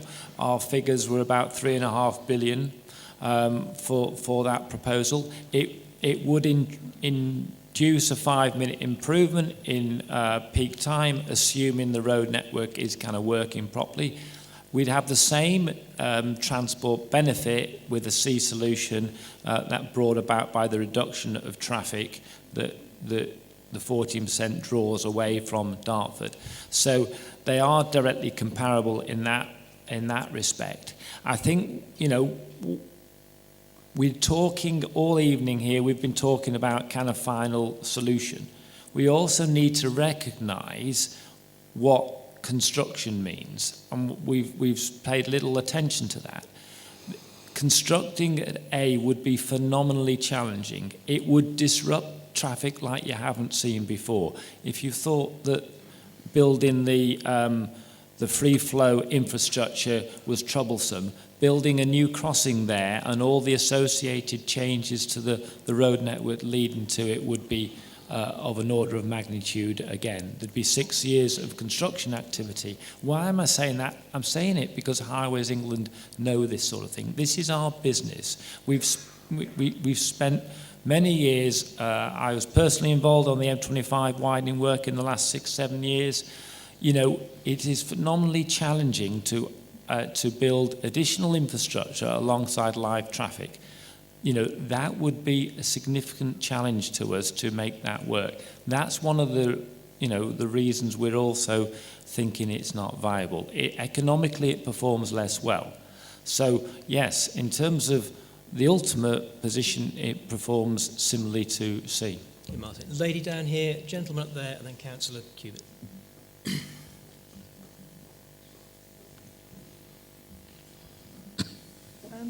The week before the consultation started, we had a letter put through the door. My name is Angela, I live Marling Cross, Watling Street, to say that if it went through this C, my house would be compulsory purchased. So can you tell me, like, if it does go through, how long before you make me homeless? And not just me, but there's there's only 8 houses where I live, plus I know people that are here that also are going to lose like part of their gardens and part of their houses. And it's not being funny, it's sleepless nights, it's caused rows, aggravation and the upset of it. But so what do we do? Where do we stand? Do we, you know, where do we go to live? You know, where do we find a house? You know, it's terrible. I mean, I can't remember when, well, since it all started this, when I've gone to bed and slept, to be honest with you. I've lost weight. And I've got a granny flat in my daughter's garden. We haven't spoke for 3 weeks because of what's going on. And I'm not the only person. There's a lady over there, lives in Sean. She's not long been there, paid a lot of money. It's caused upset and rows in her house, and I don't think it's right. Okay, thank you. We need to get other people in, but I'll ask Martin to answer that question. Thank you. Okay, thank you for that question. Let me start by saying it's never a good time, of course, to receive such a letter. And I fully acknowledge the worry and concern that naturally that would bring. That's not to say it was inappropriate to write the letter, because you know the first time you receive, you know, such a letter, of course it's concerning and alarming. The important thing that we need to recognise is that, you know, the government is asking Highways England to bring proposals to consultation. Of course, we want to reach out to all the community. We felt especially concerned that we should make that extra effort to reach out to those householders that might be personally affected. It's hugely important that everybody responds to this consultation. This will help inform the government and inform the government about a decision going forward. Now, I can't sit here and tell you when the government will make such a decision. What we are advising is that we expect the government to make a decision this year. Now, what would that decision be? That decision would be, if the government proceed to go ahead with the project, that would be a decision over the preferred route. So clearly, once the route is selected, householders kind of know which route is selected. Now, that's not to say that's the end of it. There's an awful lot more that needs to happen. There's an awful lot more talking to do before government ultimately might make a decision to invest and build and compulsory purchase properties. There'd be a second round of public consultation probably in 2018 around the specifics of any design that we might table. Following that, there would be planning considerations through a development consent order, where again public and consultees can make statements to the examiner. So there's two further opportunities to make opinion known, and then ultimately, you know, once the government, if the government chooses to proceed with the works, once that final decision is made, that's the time that sort of compulsory purchase takes effect. And that, in reality, is 4 or 5 years away. But the first milestone is that government decision over preferred route. Martin, thank you. I'm keen to get as many people as possible in the limited time we have available. Gentleman up there first, and then Councillor Cubitt. Thank you. My name's Andrew Pickrell. I'm a resident of Chalk. This question is a local question. What concerns me about the very thick line drawn on the simple map that I saw was the fact that you are even considering putting a local junction on the Rochester Road linking onto it. If, as the Highways Agency, you're serious about moving a lot of traffic off of the A2 and getting it across the river, I would suggest that it's just a straight trunk road with no local roads going off at all, because if there's any sort of problem on it, of course, everybody's going to try and get off of it and come through Gravesend, and that happens already, even with the A2, without any additional roads. If you're serious about moving serious amounts of traffic, it needs to be just a simple road, straight through, with no junctions off of it, much as the M40 is, and the Birmingham bypass.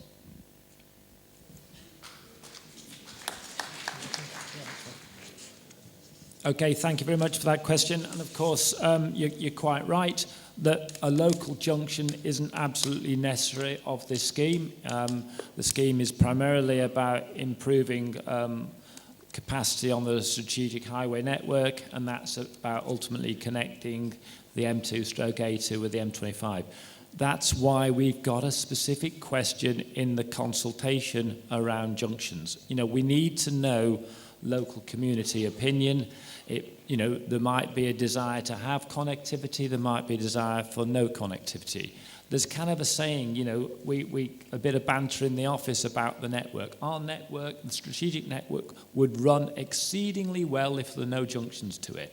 Now, that might sound a bit flip, but the reality is, traffic comes from local networks onto the major network, goes about its business and delivers something ultimately to your door if you've ordered something off Amazon. That's kind of what goes on. So it is about the benefits of junctions and connectivity weighed up against the disbenefits of traffic coming off those junctions should there be aspects of stress. And that's what's felt on the A282. One of the reasons why Dartford and Thurrock lock up when something goes wrong on the major network is people are trying to jump the queue. I'm very familiar with, and residents in Thurrock have shared this with me. You know, if queues back up towards junction 29, they come off at junction 29, nip along the A127 down the B186, I think it is, through residential areas, trying to get through to junction 31. And similar things happen in Dartford as stuff tries to divert off the A2, maybe through Gravesham and Gravesend rather, to get to junction 1A. So that's about drivers, you know, getting off the network to try and jump the queue to get back on the network at what is a solitary crossing. That's, you know, that's one of the dynamics that goes on and we need to kind of think about. Councillor John Cubitt, leader of Gravesham Borough Council, and the gentleman with his hand up in the fourth row at the back. Thank you. There's so much to this that I could speak for an hour and you want about 1 minute.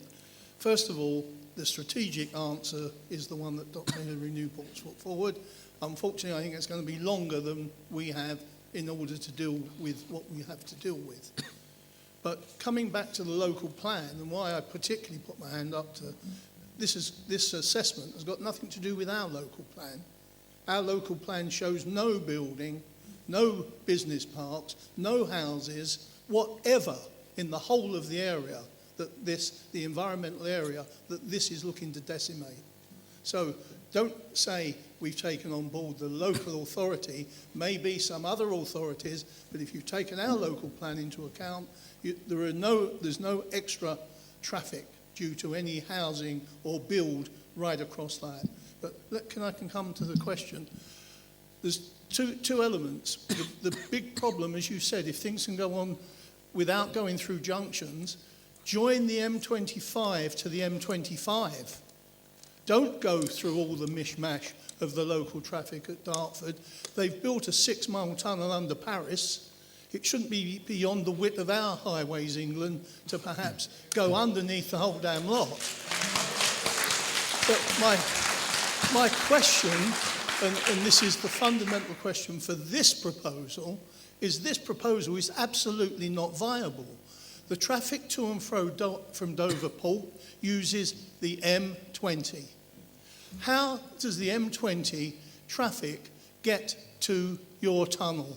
What are the roads they're going to use? What are the gradients? And how happy will people be to have them going through the 249, the 229, the 228, the 227 without causing enormous gridlock? How do you propose traffic gets to and from the end of your tunnel towards the M20 and Operation Stack?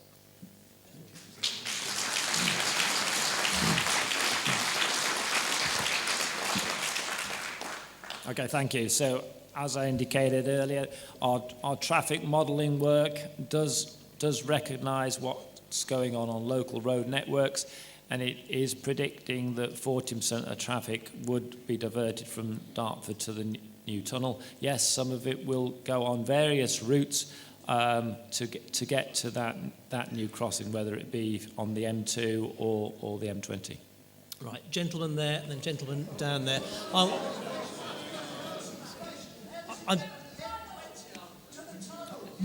Can I just repeat, people listening to the webcast cannot hear you, so I appreciate you want to make points. I'd like to give as many people as possible a chance to make their points tonight. Very 1 second, please. Sir, please. I'm attempting to ask Martin to answer the question, but if you and I are shouting at each other, it's not very productive. Martin. Yes, so in summary terms, our traffic analysis does indicate that clearly with the C solution, there are some increased movements on the M2, there's some increased movements on the M20, there's some increased movements on the 229, there's decreased movements on the A2 west of its connection with the new crossing, should it be at C, and there's similar reductions on the M20 itself. So, you know, we are duty bound in any of our proposals to look at the effect on all the adjacent networks. Right, we have just 10 more minutes left for questions. Gentleman there, then gentleman at the back. Hello, my name's Dakota Dibben. I'm a resident of Shoreham. My question is, in 2013, the Department of Transport report made it clear in the summary of that report, I quote, If new capacity is provided by option C, it is likely that the existing Dartford crossing will remain close to capacity, and although delays will be reduced, incidents could still lead to long delays as they do at present. And my question to Martin Potts this evening is, why was the statement ignored by Highways England when you chose not to include option A?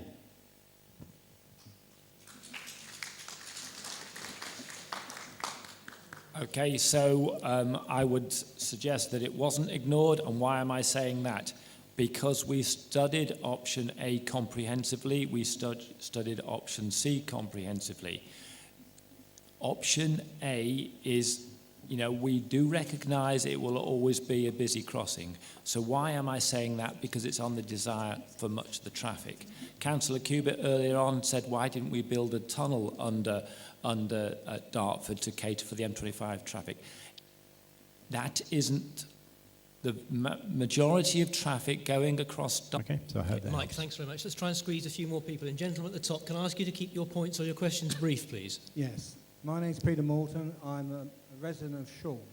What I want to know is, why can Eddie Stobart Profit actually take his containers up to the Midlands by rail and then distribute them from there, and you can't organise that from down here? And also we have lorries coming through from France over to here and going over to Ireland. Why can't they go across from Le Havre to Cork instead of coming through Kent? And the other thing I want to know is, why are you allowing all this traffic to come through our lovely countryside? It is crazy. And also, why are you being the consultants, getting other people to do your dirty work for you by them having this consultancy? I think you are really, really annoying to people in this area. Okay, thank you very much indeed, Martin.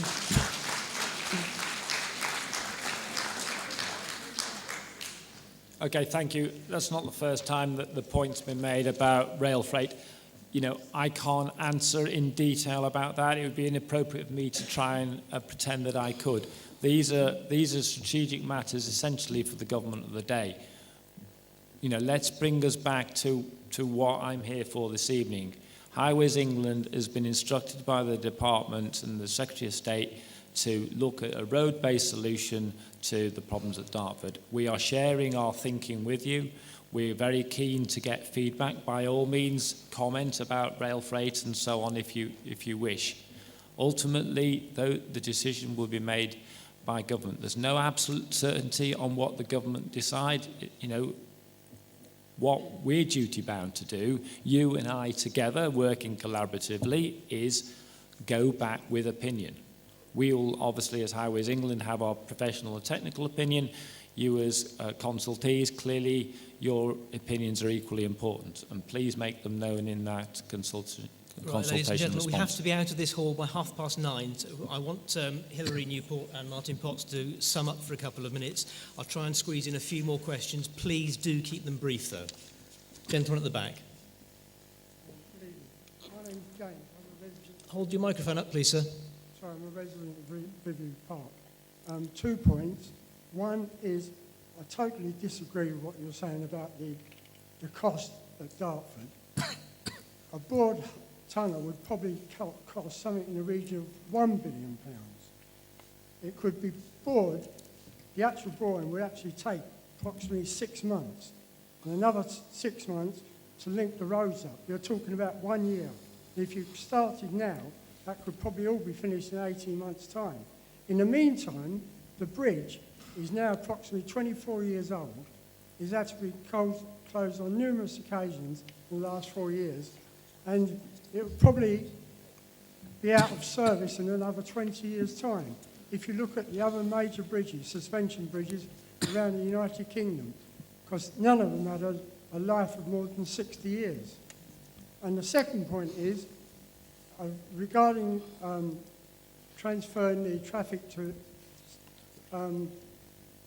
to the sea, you're saying 14%, which I think is rather over the top, maybe even 10%. But 10%, if you charge every vehicle £10 a time, you wouldn't even pay the interest on £5 billion loan. Right, thank you very much, sir. Lady down here in the purple.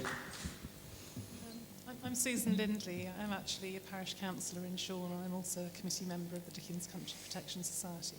But I'm asking this as a personal question. One of the important elements of any consultation is the quality.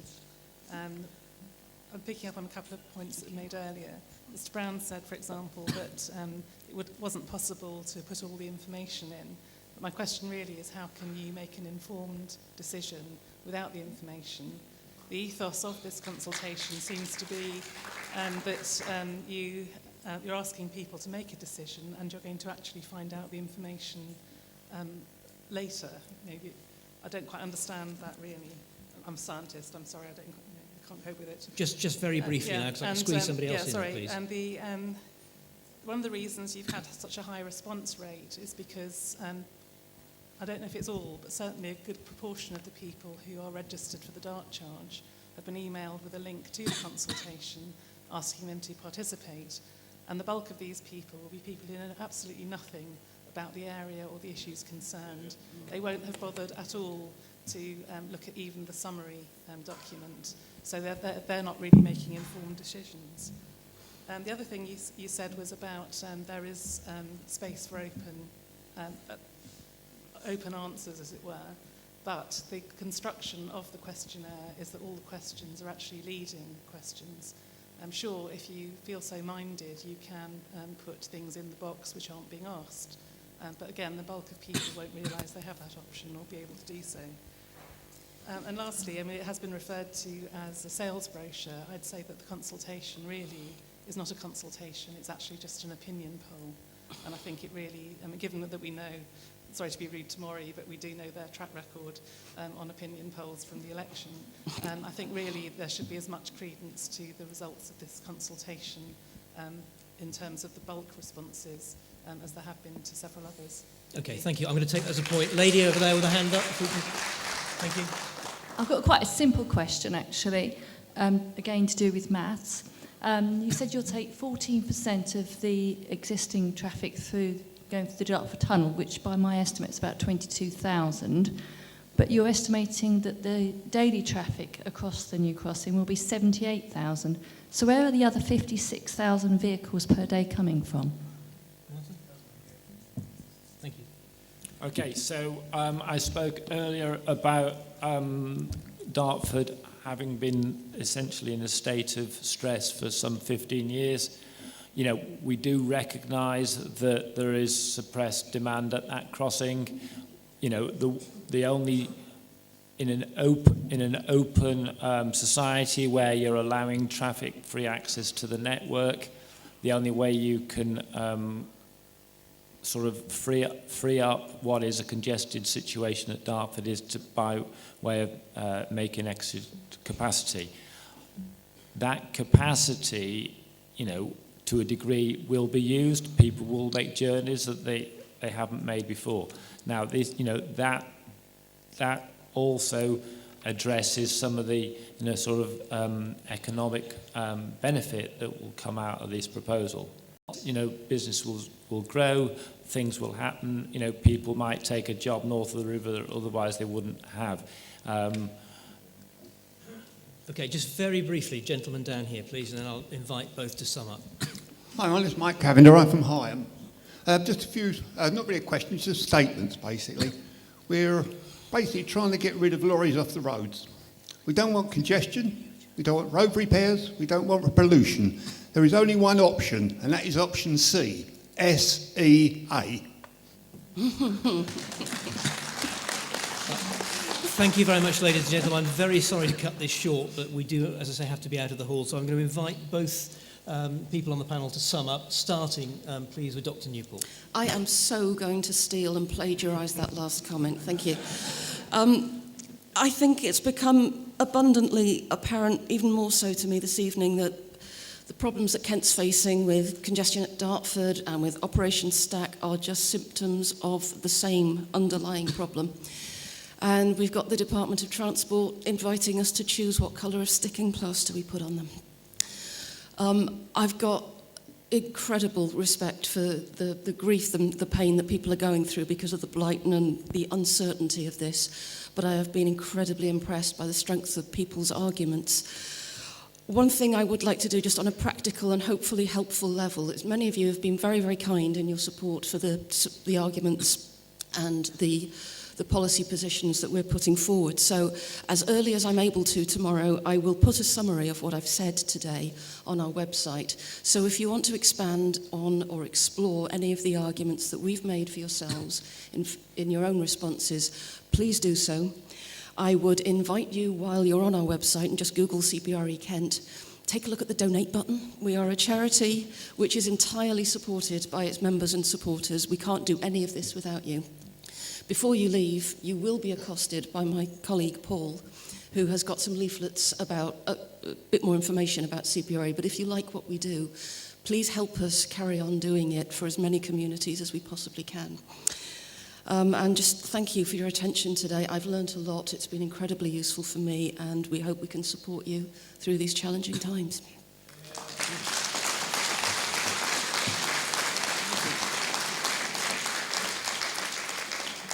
Martin. Okay, thank you, Ian. So firstly, I very much welcome the opportunity to have answered your questions this evening. I hope they went some way to address your concerns. Of course, I understand and absolutely acknowledge the strength of feeling in the room within this community, and clearly other communities I've addressed, such as at Tilbury the other evening last week.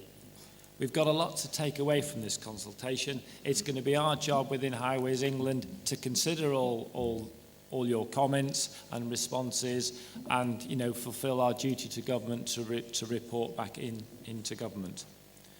Projects like this don't come around very often. We have a problem to solve. That, if nothing else, I'd like us to acknowledge there is a problem that needs to be solved. We're not helping communities that live on top of the A282 local to Dartford just to allow the situations to continue there with standing traffic for many times of the year. What's important to recognise, of course, is that we're still at the early stages of consultation. As I explained earlier, there will be another round of consultation should the government want to proceed with this project when we consult over the absolute of the design. And then there'd be further interrogation during the planning process. We need to get used to this engagement, and I'd very much value the opportunity to meet you again when at our public information events, or clearly further down the line at further consultation if the government should choose to proceed. What it's ultimately about is actually getting the best of this project. We've got a brief to deliver a project that takes that fair and right balance against all the proposals, against all people's wishes. There's not an absolute nugget that says this is right by everybody. It's got to be a balanced thing. It's got to be something that we make the best of, recognising there are challenges ahead. And it's about getting that feedback from you to help us take those conversations forward. It is fundamental to this process that you do take the trouble to engage and make constructive comment. Thank you. Thank you to both Dr. Hilary Newport and to Martin Potts. Thank you very much indeed for attending. Anybody who didn't get a chance to speak, I do apologise, but were on a time limit. A reminder, this was not part of the official Highways England consultation. The way to feedback, I'm told, is via the website, or I'm told you will be sent paper copies of forms to fill in if you request them.